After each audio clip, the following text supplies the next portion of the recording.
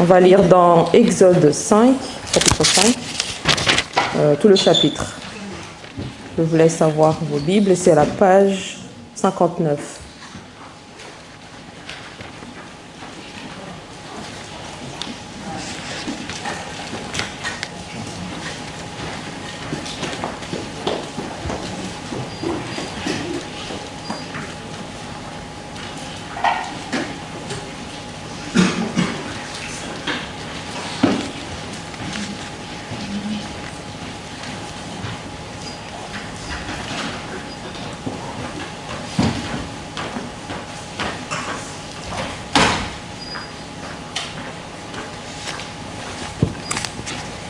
Donc, Exode, chapitre 5. Moïse et Aaron se rendirent ensuite auprès du Pharaon et lui dirent : « Ainsi parle l'Éternel, le Dieu d'Israël. Laisse partir ton peuple pour qu'il célèbre une fête en mon honneur au désert. » Le Pharaon répondit : « Qui est l'Éternel pour que je lui obéisse en laissant partir Israël ? Je ne connais pas l'Éternel. Aussi, je ne laisserai point partir Israël. » Ils dirent : « Le Dieu des Hébreux est venu au-devant de nous. Accorde-nous de faire 3 journées de marche dans le désert pour offrir des sacrifices à l'Éternel notre Dieu, afin qu'il ne nous frappe pas de la peste ou de l'épée. » Le roi d'Égypte leur dit : « Moïse et Aaron, pourquoi détournez-vous le peuple de son ouvrage ? Allez à vos travaux. » Le Pharaon dit : « C'est maintenant où cette population née dans le pays est devenue nombreuse que vous allez interrompre ces travaux. » Et le jour même, le Pharaon donna cet ordre aux inspecteurs du peuple et aux commissaires : « Vous ne donnerez plus comme auparavant de la paille au peuple pour faire des briques, qu'ils aillent eux-mêmes se ramasser de la paille. Vous leur imposerez néanmoins la quantité de briques qu'ils faisaient auparavant, vous ne la diminuerez en rien. Car ce sont des paresseux. Voilà pourquoi ils crient en disant : allons offrir des sacrifices à notre Dieu. Accablez ces gens de travail, qu'ils aient par là de quoi s'occuper et ne prennent plus garde à des faussetés. » Les inspecteurs du peuple et les commissaires allèrent dire au peuple : « Ainsi parle le Pharaon, je ne vous donne plus de paille. Allez vous-même vous procurer de la paille où vous en trouverez, car l'on ne diminue en rien votre tâche. » Le peuple se dispersa dans tout le pays d'Égypte pour ramasser du chaume au lieu de paille. Les inspecteurs les pressaient en disant : « Finissez votre ouvrage journalier comme quand il y avait de la paille. » On frappait même les commissaires des Israélites, établis sur eux par les inspecteurs du Pharaon. « Pourquoi, disait-on, n'avez-vous pas fini de pétrir hier, et aujourd'hui le nombre de briques qui vous est imposé comme avant ?» Les commissaires des Israélites allèrent se plaindre au Pharaon et lui dirent : « Pourquoi traites-tu ainsi tes serviteurs ? On ne donne point de paille à tes serviteurs, et l'on nous dit : faites des briques. Alors tes serviteurs sont battus, et c'est ton peuple qui est en faute. » Le Pharaon répondit : « Vous êtes des paresseux. Voilà pourquoi vous dites : allons offrir des sacrifices à l'Éternel. Maintenant, allez à vos tâches, on ne vous donnera pas de paille, et vous livrerez la même quantité de briques. » Les commissaires des Israélites virent qu'on les rendait malheureux en disant : « Vous ne diminuerez rien du nombre de briques à livrer chaque jour. » En sortant de chez le Pharaon, ils rejoignirent Moïse et Aaron qui les attendaient. Ils leur dirent : « Que l'Éternel vous regarde et qu'il juge. Vous nous avez rendus odieux au Pharaon et à ses serviteurs. Vous avez mis une épée dans leurs mains pour nous tuer. » Moïse retourna vers l'Éternel et dit : « Seigneur, pourquoi as-tu fait du mal à ce peuple ? Pourquoi m'as-tu envoyé ? Depuis que je suis allé vers le Pharaon pour parler en ton nom, il fait du mal à ce peuple et tu n'as pas du tout délivré ton peuple. »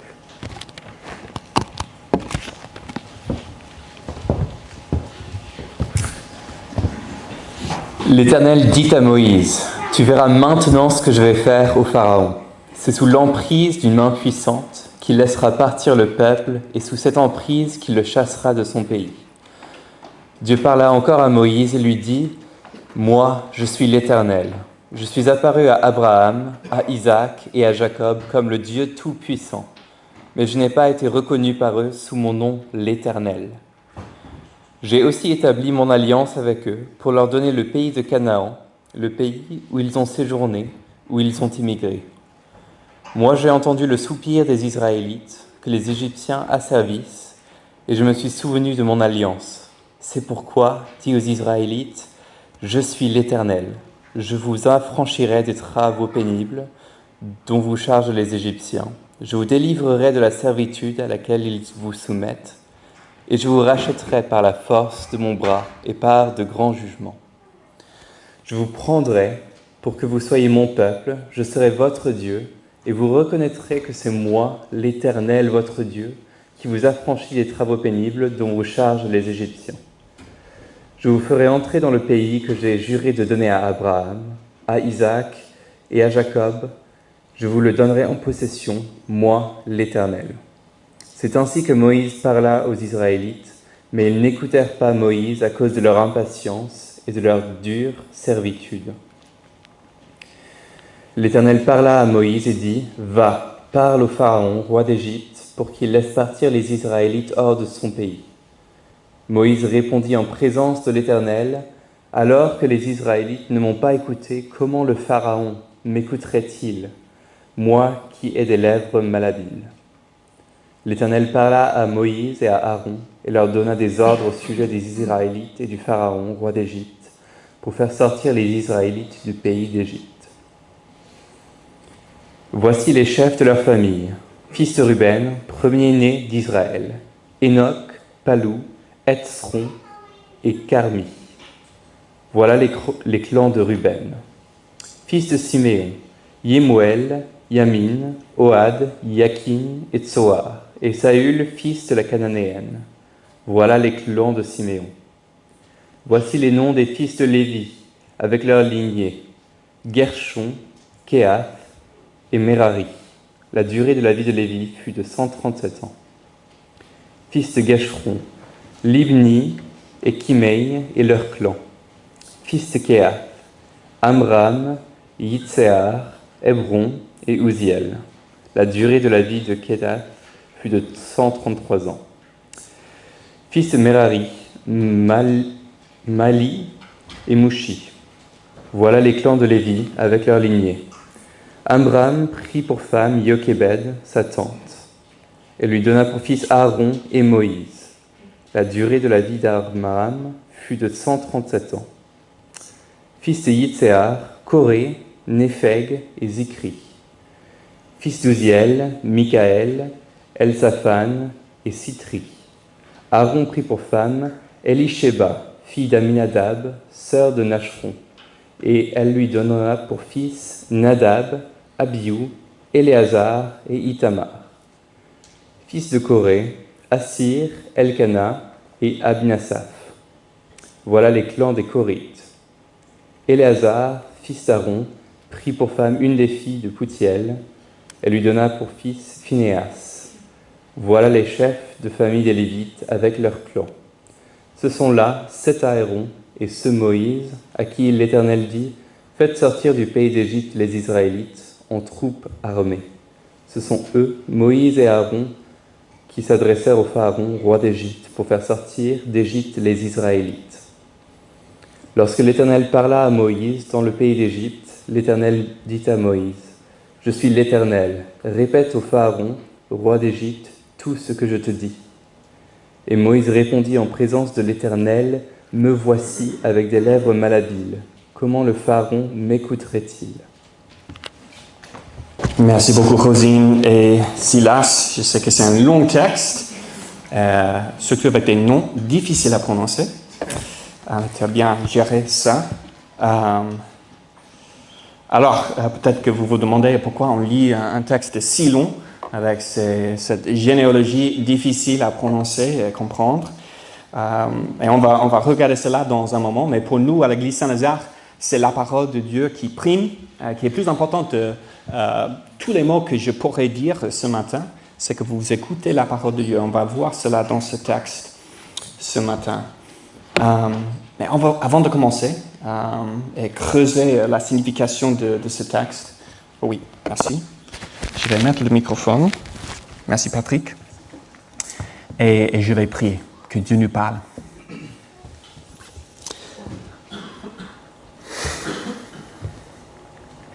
Seigneur, on te remercie pour ce texte de la Bible qui nous montre que tu es là, même au milieu de nos souffrances. Et je prie, Seigneur, maintenant que tu nous éclaires, que tu illumines notre esprit et ouvres nos oreilles pour écouter ta sainte parole. Que tu puisses nous aider à te voir, que tu te révèles au milieu de notre vie, de quotidien, de jour après jour, que tes vérités soient réelles pour nous maintenant, aujourd'hui, dans le 21e siècle. Parle-nous ce matin. Amen.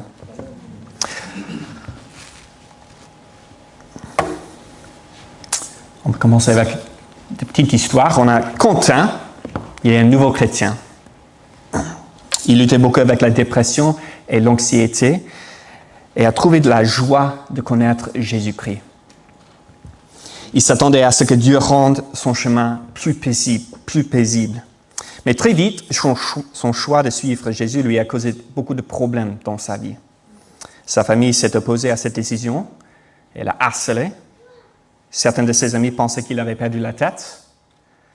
Il s'est rapidement retrouvé à nouveau en proie à la dépression et l'anxiété à cause de toutes les tensions que sa foi a créées dans ses relations. Et donc, il commence à se demander si, après tout, cela vaut la peine de suivre Jésus. Juliette est une chrétienne de longue date, mais elle a l'impression de ne pas trop progresser dans sa vie. Elle est accablée par les mêmes péchés, les mêmes habitudes, mauvaises habitudes. Son patron est pénible.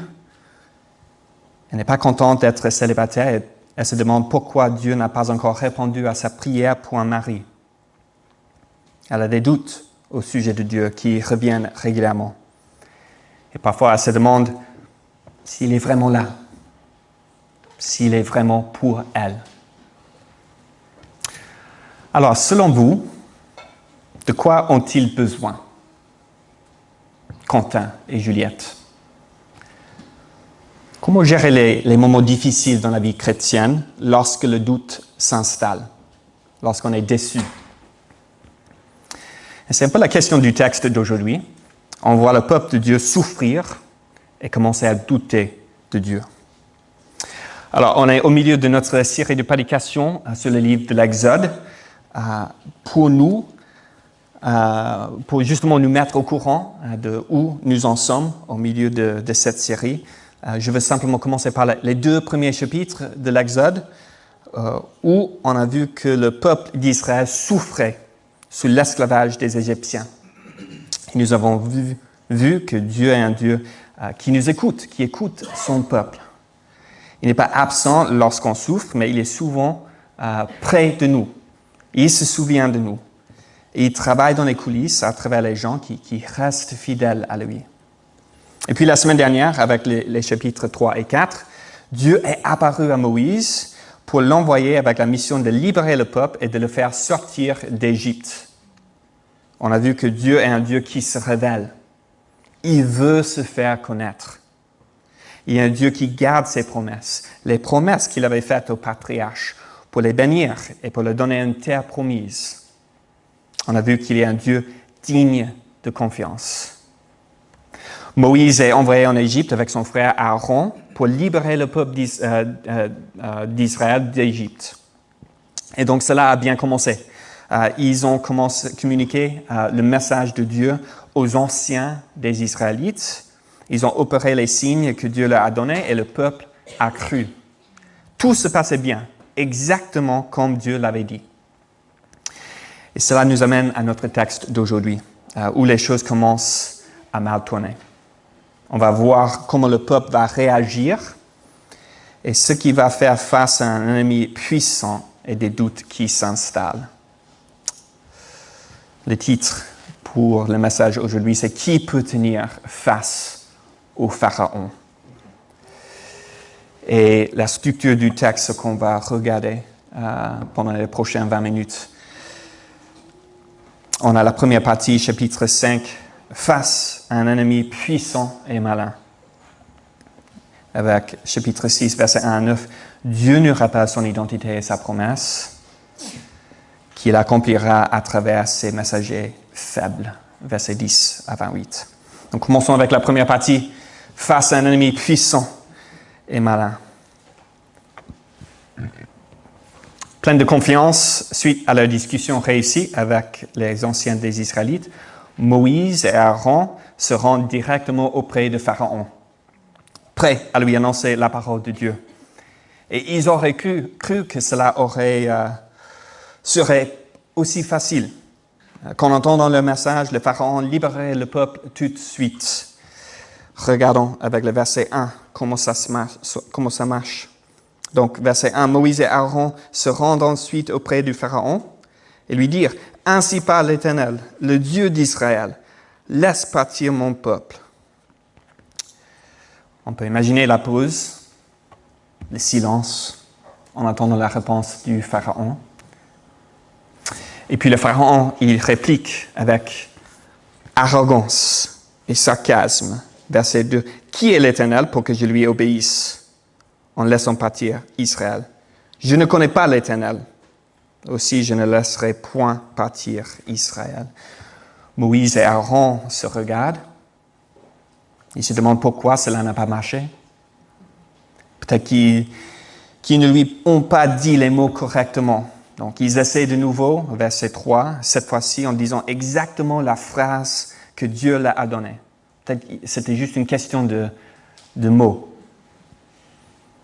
Mais le roi d'Égypte n'écoute plus leur discours. Et le problème, c'est que le Pharaon ne connaît pas l'Éternel. C'est une question d'ignorance. C'est un peu le sujet là. Si le Pharaon savait vraiment à qui il s'adresse, le Créateur, le Dieu de l'univers, il ne parlerait pas ainsi. Il faut se rappeler que le Pharaon est sans doute le souverain le plus puissant du monde à cette époque. Pourquoi aurait-il écouté ce vieux berger parler de Dieu de son peuple? Quel est l'intérêt de libérer les Israélites? C'est une force de 600 000 hommes qu'il utilise pour construire son empire. Ça n'a pas de sens. Le Pharaon a besoin de révélation. Il faut qu'il connaisse l'Éternel. Le Pharaon n'a pas l'intention d'écouter. Il commence à s'opposer à Moïse et à Aaron avec sa puissance et avec sa ruse. Il commence à voir le cœur, dans ce texte, on commence à voir le cœur endurci du Pharaon dans ses machinations. Et donc d'abord, il ment au sujet de Moïse et les Israélites en disant que toute cette histoire de Dieu est un mensonge, une excuse pour s'échapper de leur travail. Verset 4, il dit, le roi d'Égypte leur dit, « Moïse et Aaron, pourquoi détournez-vous le peuple de son ouvrage? Allez à vos travaux. » Et verset 8, plus tard, « Car ce sont des paresseux, voilà pourquoi ils crient en disant, allons offrir des sacrifices à notre Dieu. » Et le verset 9, « Accablez ces gens de travail, qu'ils aient par là de quoi s'occuper et ne prennent plus garde à ces faussetés. » Et donc il blâme ses victimes, ses esclaves, comme s'ils étaient simplement des gens qui n'aimaient pas travailler. Et puis le Pharaon augmente la difficulté et de l'injustice de leur travail en ajoutant la tâche de pourvoir les matières premières nécessaires à la construction des bâtiments de leur maître. Et le peuple souffre. Il souffre de la violence physique que tout ce travail entraîne, avec les inspecteurs qui frappent les commissaires des Israélites. Et tandis que le Pharaon s'oppose à Moïse et les Israélites, on voit que cette opposition est à la base une offense à Dieu. Le roi d'Égypte voit l'Éternel comme un roi rival et il entre en concurrence avec lui. Au lieu de laisser le peuple partir servir Dieu, il demande qui le serve davantage. Il utilise un langage de Dieu lorsqu'il donne des ordres. Donc au verset 1, on a vu que Moïse et Aaron parlent de la part de Dieu. Ils commencent avec la formule « Ainsi parle l'Éternel ». Et puis au verset 10, les gens que le Pharaon envoie comme pourparleurs reprennent la même expression. « Ainsi parle le Pharaon ». Donc on n'est pas dans un simple conflit politique terrestre entre deux peuples. On voit une guerre spirituelle qui se met en place où le Pharaon se positionne comme une figure anti-Dieu. Et par sa première salve, il semble que le Pharaon est trop puissant pour l'Éternel. Et comme j'ai dit avec le titre de cette partie, il est aussi très malin. Et son œuvre le plus maligne, c'est qu'il sème de la division entre le peuple et Moïse. Il divise le peuple. Le peuple se retourne contre Moïse et Aaron comme si c'était leur faute que le Pharaon était si méchant. Verset 21 du chapitre 5, il a dit « Que l'Éternel vous regarde et qu'il juge. Vous avez rendu odieux au Pharaon et à ses serviteurs. Vous avez mis une épée dans la main pour nous tuer. » Donc, ils n'ont plus de confiance dans les dirigeants. Et tout cela pousse Moïse à blâmer Dieu. Moïse retourna vers l'Éternel, verset 22, et dit « Seigneur, pourquoi as-tu fait du mal à ce peuple? Pourquoi m'as-tu envoyé? » Et en bas, « Tu n'as pas du tout délivré ton peuple. » Moïse blâme Dieu pour ce que le Pharaon fait, comme si Dieu était la source du mal. Il questionne Dieu et son projet et il doute que Dieu puisse accomplir sa promesse de délivrance. Alors, ce récit met en lumière un schéma typique dans la vie du peuple de Dieu. Lorsque les promesses de Dieu ne s'accomplissent pas immédiatement, lorsque la souffrance entre dans notre vie, lorsque les puissances du monde et nos ennemis semblent trop forts, on commence à douter de Dieu. On doute qu'il soit vraiment bon. Est-ce qu'il est la source du mal de notre vie? On doute s'il est vraiment capable de nous sauver. Et c'est souvent le cas pour le nouveau croyant lorsqu'il vit des difficultés liées à sa décision de suivre Dieu. Typiquement, les choses deviennent plus difficiles avant qu'elles deviennent mieux. Et on décide de suivre Dieu pour être libéré de nos addictions, de notre égoïsme, de nos péchés et le jugement de Dieu. Et puis on découvre qu'il est bien plus difficile de quitter notre ancienne manière de vivre qu'on ne le pensait. On se retrouve impuissant à nous libérer nous-mêmes. Et il semble que Dieu tarde dans sa promesse de libération, que sa parole ne fait rien. Et les autres qui n'acceptent pas notre changement peuvent se moquer de nous, comme le Pharaon dans ce texte. Mais si vous étiez là la semaine dernière, si vous vous rappelez du texte de la semaine dernière, l'opposition du Pharaon ne devrait pas être un surpris. Tournez une page arrière dans vos Bibles. Et là, au chapitre 3, verset 19, regardez ce que Dieu a dit à Moïse lorsqu'il l'a envoyé en Égypte la première fois. « Je sais que le roi d'Égypte ne vous permettra pas d'aller, pas même sous l'emprise d'une main puissante. J'entendrai ma main et je frapperai l'Égypte par toutes sortes de miracles que je ferai au milieu d'elle. Après quoi, il vous laissera partir. » Et puis, regardez là le verset 21 du chapitre 4. L'Éternel dit à Moïse, en partant pour retourner en Égypte, « Regarde tous les prodiges que j'ai mis à ta disposition, tu les feras devant le Pharaon. Et moi, j'endurcirai, c'est tellement difficile de temps en temps, j'endurcirai son cœur et il ne laissera point partir le peuple. Voilà, donc il semble que Moïse et le peuple aient oublié cette partie du discours de Dieu. Et pour les chrétiens, le Nouveau Testament nous promet à plusieurs reprises des persécutions si nous allons suivre Jésus. Mais souvent, on est choqué lorsque cela arrive. Dans 1 Pierre 4, on a la promesse de ne pas être surpris. Voilà, il dit, ainsi donc, bien-aimés, ne soyez pas surpris de la fournaise qui sévit parmi vous pour vous éprouver, comme si vous arrivait quelque chose d'étrange. Jésus même, il a dit à ses disciples, si m'ont persécuté, il vous persécutera. Donc on a la promesse que ça ne va pas être facile, mais on oublie vite ce que Dieu dit. Et nous avons besoin qu'on nous rappelle constamment de la parole de Dieu. Et c'est ce qu'on voit dans la deuxième partie. C'est la réponse de Dieu à la crise de Moïse. Face à un ennemi puissant et malin, Dieu nous rappelle son identité et sa promesse. Donc c'est ce qu'on voit dans cette deuxième partie. Moïse, il prie Dieu. C'est ce qu'il fait lorsqu'il crie à Dieu. Il prie. Il lui exprime ses plaintes et ses doutes. Et Dieu, au lieu de le punir ou de l'abandonner, Dieu l'écoute. Pharaon n'écoute pas, mais Dieu l'écoute.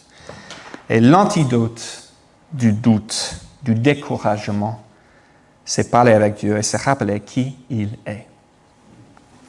Et il est incroyablement patient avec Moïse. Il prend le temps de répéter les choses qu'il lui a déjà communiquées. Donc, on n'a pas de nouvelles révélations dans ce texte. Dieu répète exactement ce qu'il a déjà dit. Donc, d'abord, Dieu révèle qu'il a un projet pour la souffrance. Là, le chapitre 6, le verset 1. L'Éternel dit à Moïse, « Tu verras maintenant ce que je vais faire au Pharaon. C'est sous l'emprise d'une main puissante qu'il laissera partir le peuple et sous cette emprise qu'il le chassera de son pays. » Dieu aurait pu écraser le Pharaon tout de suite s'il voulait. Mais il a un projet plus grand à travers ces difficultés. Et puis au verset 2 à 8, Dieu rappelle à Moïse tout ce qu'il a déjà fait et tout ce qu'il va faire. Le verset 2, Dieu parle encore à Moïse et lui dit, « Moi, je suis l'Éternel. » Et c'est la question du texte qui revient. Le Pharaon dit au verset 2 du chapitre 5, « Qui est l'Éternel? Je ne connais pas l'Éternel. » Et là, Dieu se révèle encore à Moïse, « Moi, je suis l'Éternel. » Il dit, verset 3, « Je suis apparu à Abraham, à Isaac, à Jacob comme le Dieu Tout-Puissant. Mais je n'ai pas été reconnu par eux sous mon nom, l'Éternel. » Ça semble bizarre à première vue, puisqu'on trouve le nom de l'Éternel dans le livre de Genèse. Et Jacob lui-même invoque Dieu par le nom de l'Éternel. Donc, qu'est-ce que cela signifie? Que Dieu ne s'est pas encore révélé à eux sous ce nom. Alors, comme on a regardé la semaine dernière, lorsque Dieu s'est révélé à Moïse dans le buisson ardent, le nom de l'Éternel signifie en hébreu « Je suis ». C'est une manière de déclarer qu'il est en dehors du temps et de l'espace. On est en train de parler de l'être qui est derrière toute matière, la source de tout ce qui existe. Et du coup, on ne peut pas le définir par sa création, puisqu'il est au-delà de tout cela. Il dépasse tout. Et si on va essayer de décrire son essence, la seule chose qu'on peut dire, c'est qu'il est. Point à la ligne. Mais ce Dieu transcendant veut se faire connaître. Et il emprunte notre langage pour nous aider à comprendre. Et il descend, il s'abaisse pour agir dans l'histoire, pour révéler son identité et son caractère. Et on voit que le nom de l'Éternel est lié au fait qu'il garde son alliance.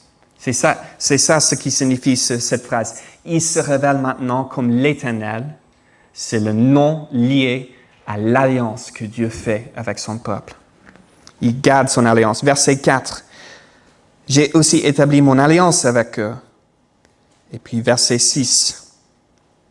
C'est pourquoi dis aux Israélites, je suis l'Éternel, je vous affranchirai des travaux pénibles. Verset 7. Je vous prendrai pour que vous soyez mon peuple, je serai votre Dieu, et vous reconnaîtrez que c'est moi, l'Éternel, votre Dieu, qui vous affranchit. Verset 8. Je vous ferai entrer dans le pays que j'ai juré. Je vous le donnerai en possession, moi, l'Éternel. Donc, il n'est pas simplement le Dieu Tout-Puissant, mais il est le Dieu fidèle qui utilisera sa puissance, non pas pour se servir lui-même comme le Pharaon, mais pour donner et garder ses promesses envers son peuple rebelle. Et je veux noter aussi juste un peu une leçon de grammaire. Le temps est la personne de tous les verbes déployés par Dieu dans son discours. Donc, il dit « je », première personne, « vous affranchirez », futur, c'est une promesse. « Je vous délivrerai »,« je vous rachèterai »,« je vous prendrai pour que vous soyez mon peuple et je serai votre Dieu ». « Je vous ferai entrer dans le pays. Je vous le donnerai en possession, moi, l'Éternel. » Face à l'impuissance de Moïse et les Israélites, Dieu déclare qu'il va les sauver unilatéralement. Dieu fera tout pour le salut de son peuple. Et c'est au peuple simplement de le croire et d'obéir patiemment en attendant que Dieu agisse. Et c'est exactement ce qui est vraiment dur à faire, n'est-ce pas? Attendre à ce que Dieu agisse. C'était dur pour les Israélites, verset 9. C'est ainsi que Moïse parla aux Israélites, mais ils n'écoutèrent pas Moïse à cause de leur impatience et de leur dure servitude. Difficile de croire que Dieu va agir au milieu de notre souffrance lorsqu'on est face à nos ennemis, aux choses qui sont plus puissantes que nous. Et peut-être que vous êtes là. Peut-être que vous vous identifiez avec ce sentiment d'incrédulité. C'est difficile d'écouter la parole de Dieu puisqu'elle semble impossible et incohérente avec votre réalité actuelle. Et vous commencez à croire que ce sont juste des faussetés. Il semble que la Bible est peut-être juste une jolie histoire, mais qui n'apporte pas une vraie solution à notre monde déchu, où les méchants gagnent et l'injustice règne, et toute relation est brisée et marquée par la division.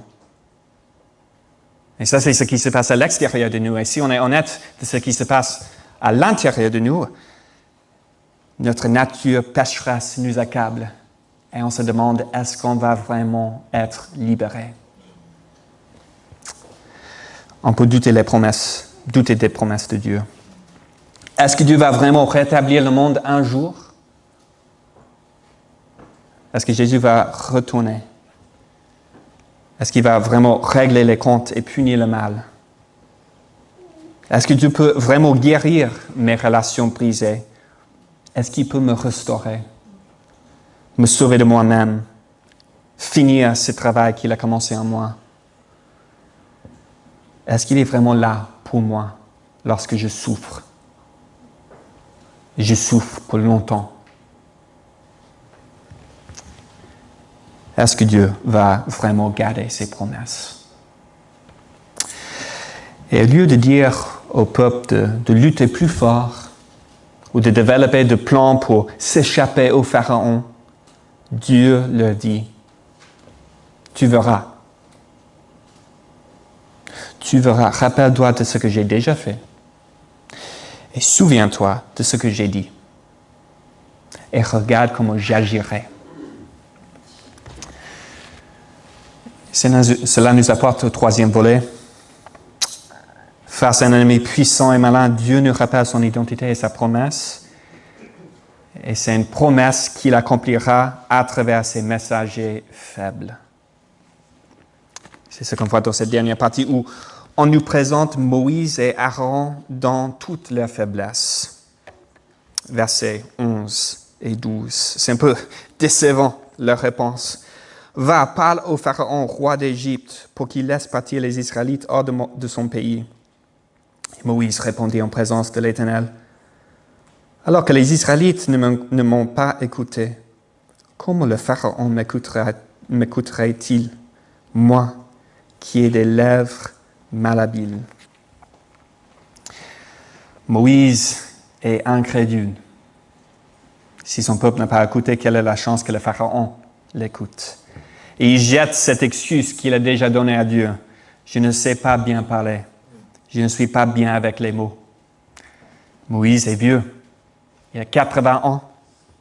Il est très probable qu'il souffrait d'un trouble de la parole.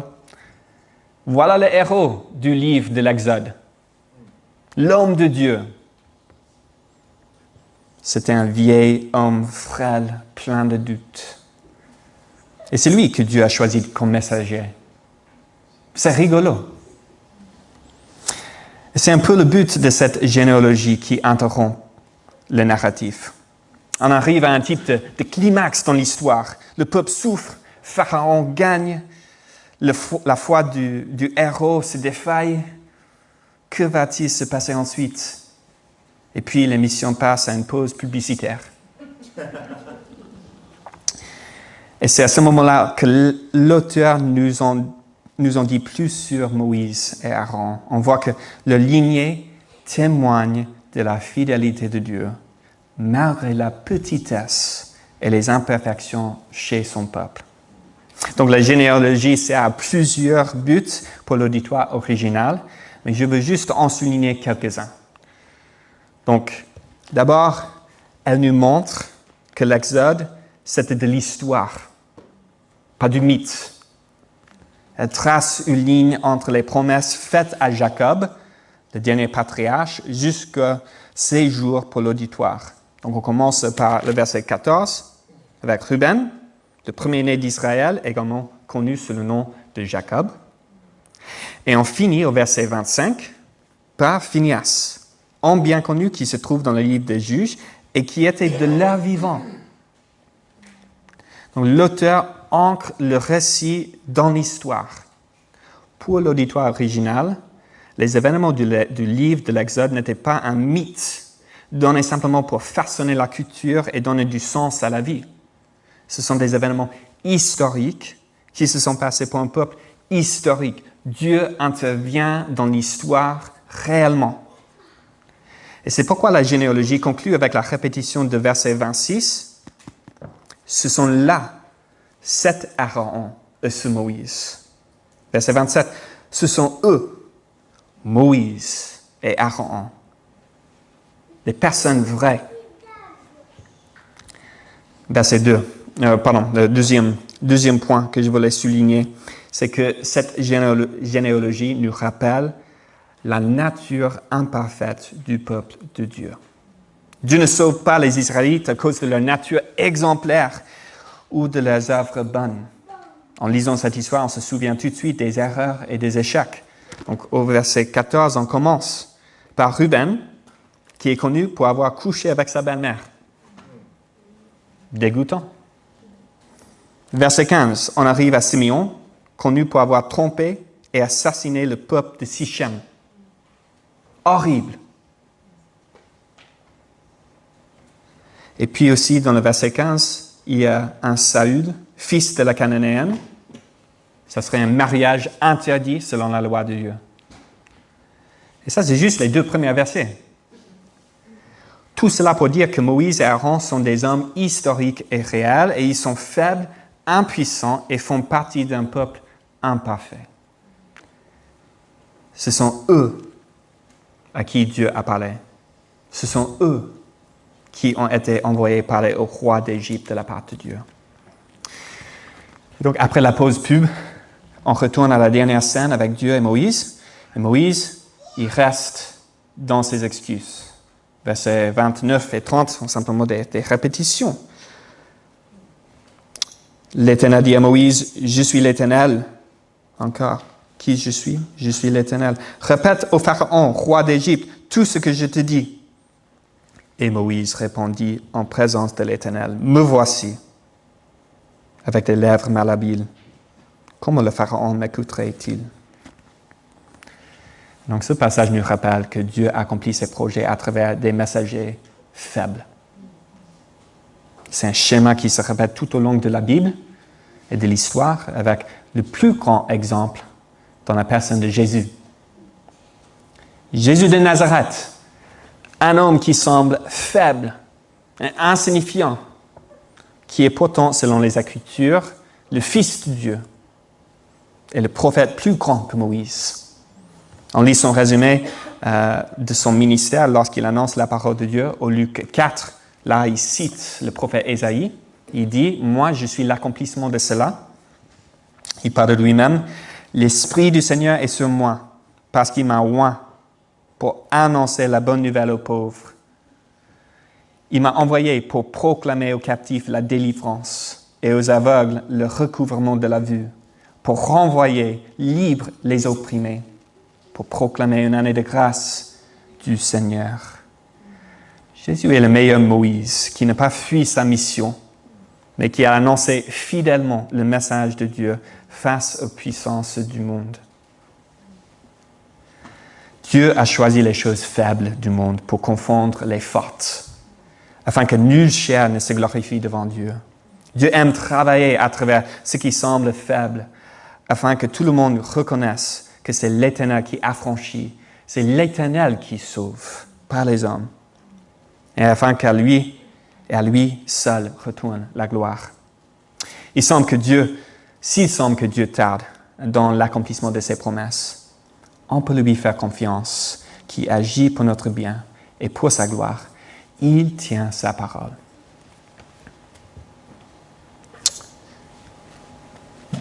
Qui peut tenir face au Pharaon? Comment gérer nos doutes face à nos ennemis et nos difficultés? Et là, on arrive au moment d'application. Comment mettre ce texte en application? D'abord, si on retourne au sujet de Quentin et Juliette, des gens qui ont du mal à croire dans les promesses de Dieu, qui souffrent, quel conseil leur donneriez-vous? Qui font plus d'efforts pour s'encourager eux-mêmes? Qui croient plus en eux-mêmes et leurs propres capacités? Qui cherchent des stratégies pour réussir la vie? Ce texte nous rappelle que dans les moments de doute, on a besoin de plus de révélation. On a besoin d'être rappelé de qui est Dieu. La foi se nourrit par la voix de Dieu. La maturité chrétienne est une question de retourner régulièrement à la Bible pour entendre la parole de Dieu. Et c'est là où nous sommes rappelés de son identité, de ce qu'il a déjà accompli, de ses promesses sûres et certaines. On oublie trop vite ce qu'il a dit. C'est en connaissant Dieu que nous pouvons surmonter les difficultés de la vie. Il y a aussi dans ce texte un mot sur notre partage de l'Évangile. Moïse et Aaron ne sont pas envoyés pour libérer le peuple. Ils ne sont pas les héros. Ils sont plutôt envoyés pour annoncer la libération que Dieu opère. Ils sont simplement des messagers qui se sentent faibles et inadéquats. Et c'est souvent notre expérience lorsqu'on parle de Jésus avec les autres, n'est-ce pas? Peut-être que vous vous sentez comme Moïse et que vous avez des lèvres malhabiles. Vous avez peur de ne pas trouver les mots justes. Vous craignez que les gens ne vous écoutent pas ou qu'ils vous punissent. Vous avez peur de ce que votre patron penserait si vous partagez votre foi avec votre collègue. Dieu veut vous utiliser. Dieu vous envoie quand même. Il se sert de votre faiblesse pour révéler sa gloire et pour sauver. Un dernier mot d'application. Si vous êtes là et vous ne vous considérez pas un chrétien, vous ne connaissez pas Jésus ou l'Éternel. Et vous trouvez tout ce discours de Dieu, ce Dieu bizarre, et peut-être même mensonger. Comme le Pharaon, vous ne voyez pas l'intérêt d'obéir à Dieu de la Bible. Et c'est probablement parce que vous n'avez pas encore compris qui est ce Dieu. Et vous avez besoin de plus de révélations de sa réalité, sa puissance, son amour, sa justice. Et au lieu de fermer vos oreilles et de durcir votre cœur, je vous invite à écouter davantage. Pourquoi pas prendre le temps de lire un livre de la Bible? Et je propose l'Évangile selon Jean, par exemple. Vous pouvez le lire avec quelqu'un dans l'église si vous voulez. Mais écoutez Jésus parler de lui-même et voyez s'il n'y a pas plus à découvrir sur ce Dieu que vous ne l'imaginez.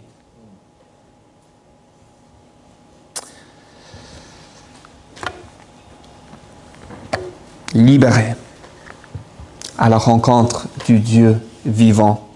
Dieu veut nous libérer de notre esclavage à nos péchés. Il veut nous libérer de vivre pleinement dans cette vie et dans la vie à venir. Et il nous invite à le connaître et à trouver la libération en lui. Prions.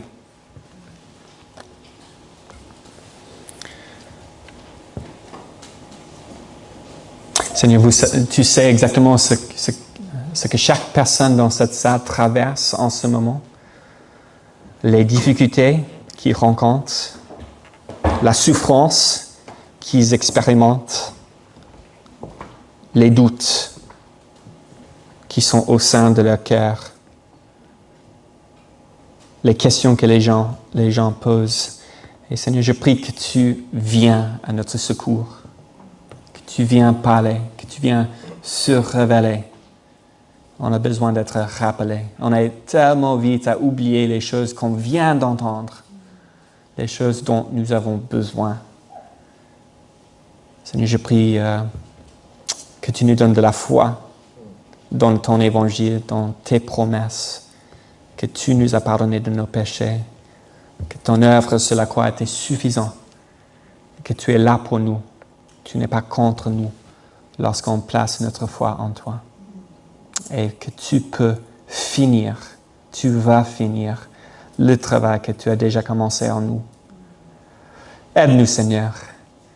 Aide-nous au milieu de nos doutes. Viens se révéler à nous. Amen.